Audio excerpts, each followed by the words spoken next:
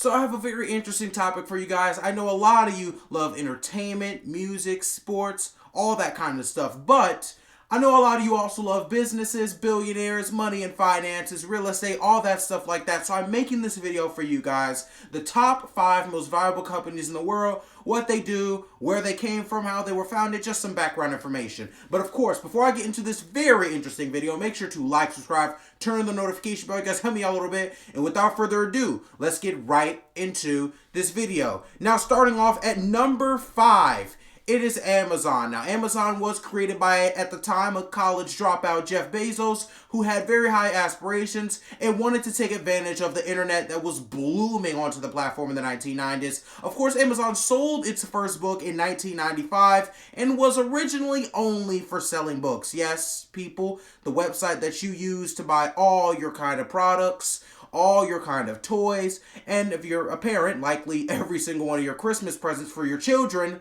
used to only sell books, competing with websites and stores such as Barnes & Noble.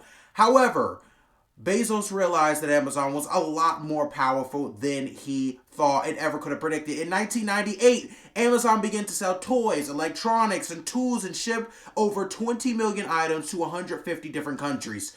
Pretty much the rest is history. Amazon is one of the world's largest companies and it sells all kinds of products everywhere around the world. Jeff Bezos has accumulated, a net worth of $114 billion. And Amazon is the 5th most valuable company in the world, valued at about $947 billion as an entirety of a company.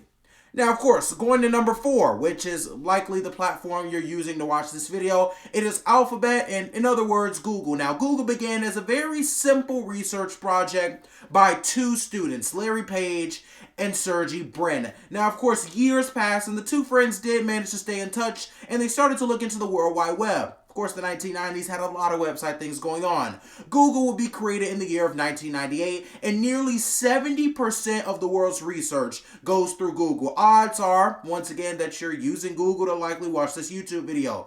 Google, in 2015, was acquired by Alphabet, which is basically the parent huge company of Google, and is worth nearly $1.2 trillion, with Brin and Page both being worth $70 billion plus in their own respect. Google, amazing company. I absolutely love it. And we pretty much use it all day. I use Google for like everything. I even have Google Chrome downloading on my iPhone because I don't want to use Boo Safari. However, going to the next company and topic. Number 3, the 3rd most valuable company in the world is, by nobody's surprise, Microsoft. I have an Xbox sitting right down here as I speak. So, as you may know, I know a lot about Microsoft, but it was inspired originally by the cover of a regular old electronics magazine. Bill Gates and Paul Allen decided to start the company all the way back in 1975. In 1980, Microsoft partnered with the parent company IBM, and IBM basically, they specialize in computers, they specialize in technologies, and they were pretty much the huge computer technology company back in the day. And Microsoft got that partnership and got a chance to build and develop more of their software and hardware. Now, while being focused on making and designing computers, Microsoft has designed so many different things, including gaming systems, personal PCs, laptops, every single technological based thing that you could think of. Microsoft has probably done it. Of course, Bill Gates is now worth $104 billion, and Microsoft continues to be one of the world's most powerful and successful businesses ever created, and it is one of the top producers of powerful computers. Of course, Microsoft is the third largest company and highest value company in the world at an estimated $1.8 trillion. Now, of course, number 2. A lot of you from 5 to 3 have heard of these companies, but I can guarantee you that unless you're very invested in the Forbes and business world like me, you've never heard of this next one. This next one is called Saudi Aramco. Now, Saudi Aramco is exactly what it sounds like. It was started and based in Saudi Arabia, and it began in 1933 with an agreement that was signed between Saudi Arabia and the Standard Oil Company of California. The government of Saudi Arabia owns this business, which is pretty much the Saudi royal family. The Saudi royal family owns 94% of the business of the world's largest oil company. So a lot of the oil that you see used in the United States or maybe even other countries comes out of this business in Saudi Arabia, and it's owned by the Saudi royal family. Now, Saudi Aramco basically supplies oil to a extensive part of the globe. The Sutter royal family, the people who own this large conglomerate, they're worth an estimated $1.4 trillion. And if you've seen one of my previous videos, you know that the Sutter royal family is the richest royal family in the world. No, it's not the British royal family. Yes, I thought like you once in a while. But anyhow, Sutter Aramco is the world's second largest company and second highest value company at just about $1.9 trillion. Just edging out Microsoft right there.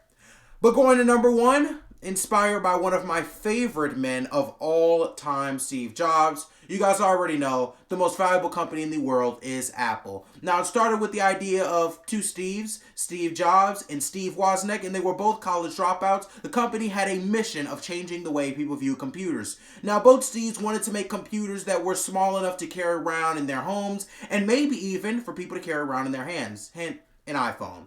However, back in that day, it was difficult. Computers were basically huge, large blockheads that took a load of processing and all this other stuff going on. Computers back then were pretty much big robots. They were built like, you ever seen Bobbert from Amazing World of Gumball, that robot-shaped head, or the big old PCs that look like they're from the 1930s? Yeah, that's pretty much what computers were like back in the day, and that was even declared very advanced at the time. Now, Apple was started in the year of 1976, and 4 years later, it would go on the market at a whopping $22 per share. Of course, Apple started off with a lot of large computers, such as the Apple I, the first ever Apple computer created. However, in the mid-2000s, Apple stumbled upon an idea that would change the company forever, and that was the magical and mystical iPhone.